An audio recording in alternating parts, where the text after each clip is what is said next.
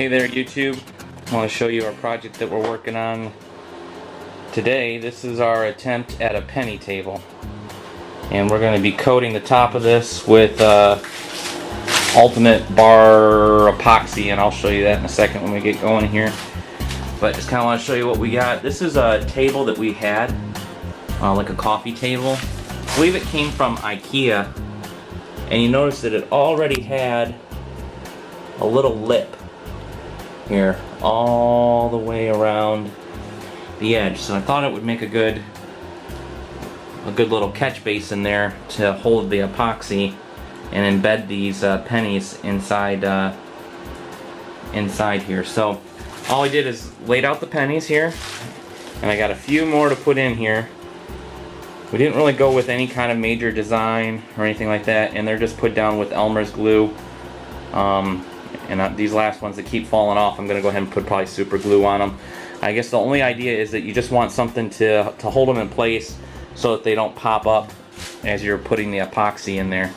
So we'll go ahead and get this and get a look at it. Kind of looks cool. We didn't do any fancy design or anything like that. These are just random pennies laid out in kind of a neat row all the way around the table. And this is just the top. I went ahead and took it off the legs, the base, so that we could go ahead and work with it a little bit easier.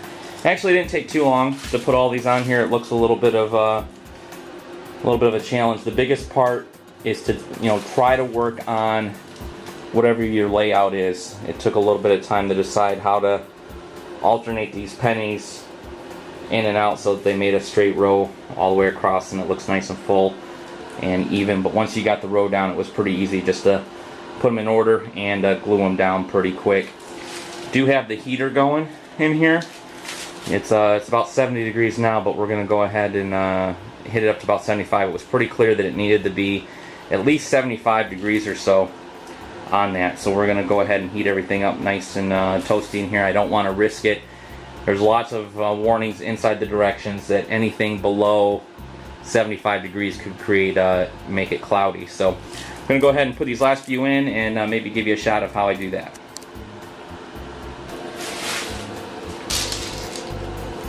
Just put it in there, push it down.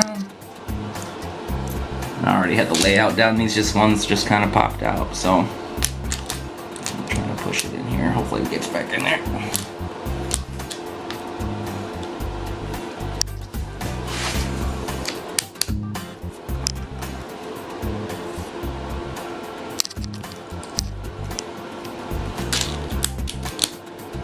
There we go.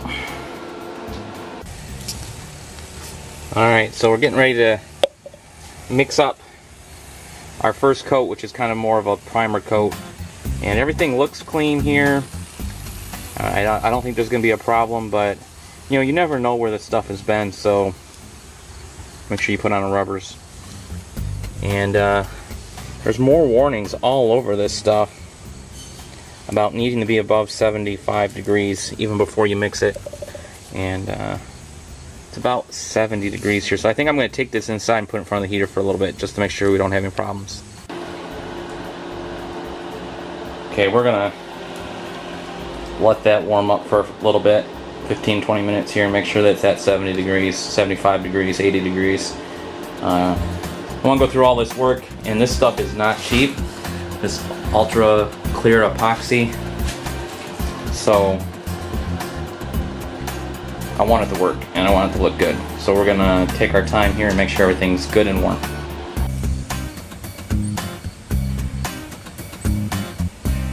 Okay, we gave everything a good mix with that mixer on the drill for about 2 minutes.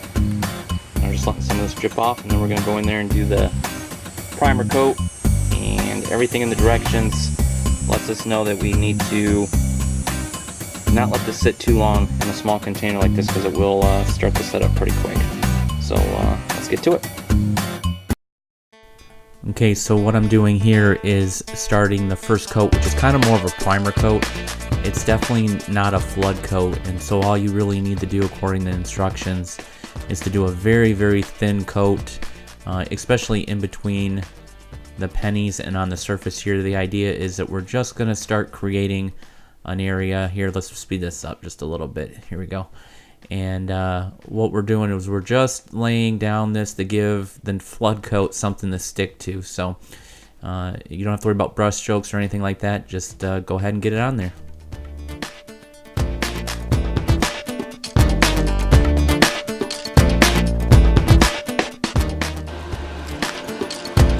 Okay, so just finished up taking the brush, just lightly brushing everything. This is not a flood coat, this is the initial kind of primer coat. So the idea is to just kind of start to get everything. The instructions say that you don't have to worry about paint brush strokes, things like that. I did use a good brush so that none of the bristles came out. I think we did a pretty good job of getting everything kind of with an initial coat here. And the next step will be to wait 4 to 6 hours, and then we can come back and we'll mix up the bigger batch and do a flood coat of everything and kind of walk through that. Do make sure you put down some tarps. The idea that we're going to use on this is that we're just going to let this flow over and get the sides, and then the drip should be on the bottom, and then we can go back and sand those off after we're done so that everything is kind of looking the same and nice and clean. The other thing that I didn't mention is make sure that you do level this. This is self-leveling up to 1/8 inch. Anything thicker than 1/8 inch, you're supposed to do multiple coats. I think we'll see what one coat does, where it comes up on this lip, because I wouldn't mind still having just a little bit of a lip on this coffee table here. We'll see what that comes out to. So the next step is to make sure everything's level. We got that coat done. Heaters are on. It's nice and hot in here, good and toasty, well above 75, so we should be fine. We're going to let this set for 4 to 6 hours, and then we'll come back and do the flood coat.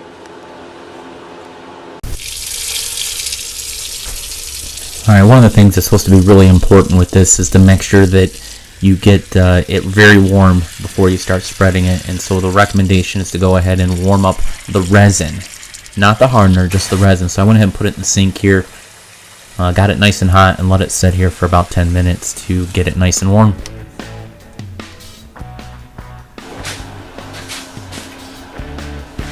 Alright, now once that resin's all nice and warm, you have to mix that for a total of 5 minutes with that mixer, which takes quite a bit of time, and it seems like an eternity.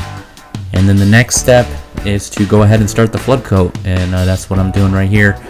If I had to do it over again, I would go ahead and try to pick a container that was a little bit easier to control the stream.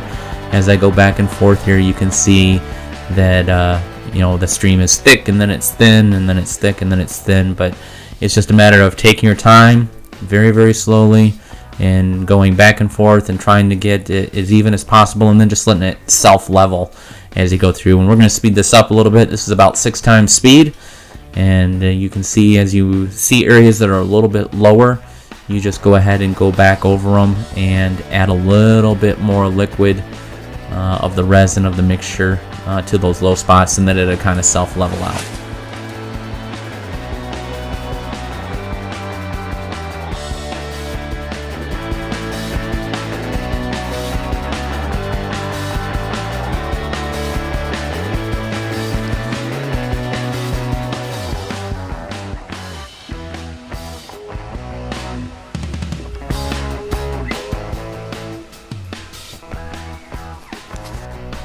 Alright, so one of the last things you have to do about 10 minutes after you do the flood coat is you have to go ahead and use the heat gun and try to pop the bubbles. You'll see all kinds of little air bubbles sitting on the surface of it.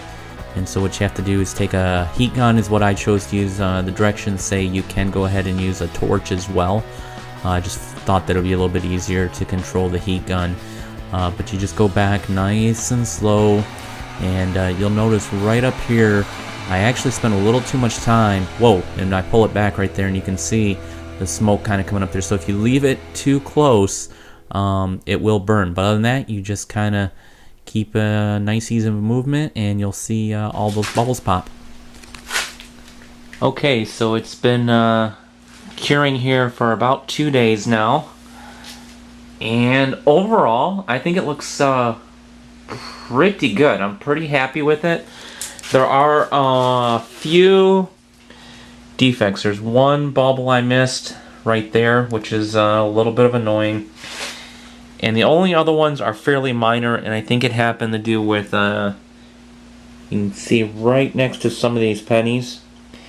And I think that was user error on my part with the primer coat, the first coat, not getting enough of that first little brush coat in between those cracks, and it kind of trapped some air bubbles in there. And this one, I don't know if you can see it on there. Let's see if I can find it for you. Yeah, right there, you can see it. That one I just missed with the hot gun at the end. Those are just a few. Other than that, this stuff is, man, it looks nice. They are in there. It's hard. It's still setting up a little bit. Could be another day or two. Gonna let it cure in the nice heat. This lip was probably a little too thick to try to do a pour over, but it's not too bad. And just have to sand those drips off once everything's nice and cured. The only other redo that I would do, I made a little mistake. You can kind of see here, there's almost no lip. And over here, there's a little bit more of a lip. I used a 4-foot level to kind of level this, but you can tell it was not exact. And so it's a little bit of a difference from one side to the other, probably about a 1/16 of an inch. So when you do this, make sure it's completely level from side to side. But other than that, this stuff worked really well. You know, it's a little bit of a pain to have the heat as high as you have to have it. But other than that, I think this looks great. So we're gonna let it cure for a little bit more and put it together and enjoy it. See ya.